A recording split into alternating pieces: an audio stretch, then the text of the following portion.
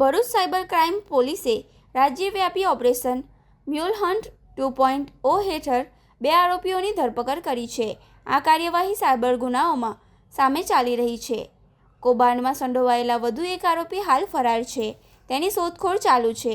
પોલીસે એજાજ ઉર્ફે અલ્તાફ ખાન ઉર્ફે રોનક પઠાણ અને અફાન ઉસ્માન કાનીને ઝડપી પાડ્યા છે. તપાસમાં સામે આવ્યું છે કે આરોપીઓએ ખોટી ઓળખના આધારે વિવિધ બેંકોમાં ખાતા ખોલાવ્યા હતા અને તેમને અગાઉથી ખરીદેલા મોબાઈલ સિમ કાર્ડને આ ખાતાઓ સાથે લિંક કર્યા હતા. આ ખાતાઓનો ઉપયોગ સાયબર ઠગાઈથી મેળવેલા નાણાંની હેરફેર માટે થતો હતો. સાયબર ક્રાઇમ પોલીસના પ્રાથમિક અનુસંધાન મુજબ આવા મ્યુલ એકાઉન્ટનો ઉપયોગ ઓનલાઈન ઠગાઈના નાણાંને અલગ અલગ ખાતાઓમાં ટ્રાન્સફર કરીને ગુનાના નાણાતંત્રને છુપાવવા માટે થતો હતો.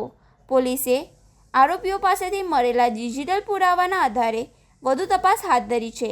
સાયબર ક્રાઇમ પોલીસે નાગરિકોને સાવચેત રહેવાની અપીલ કરી છે.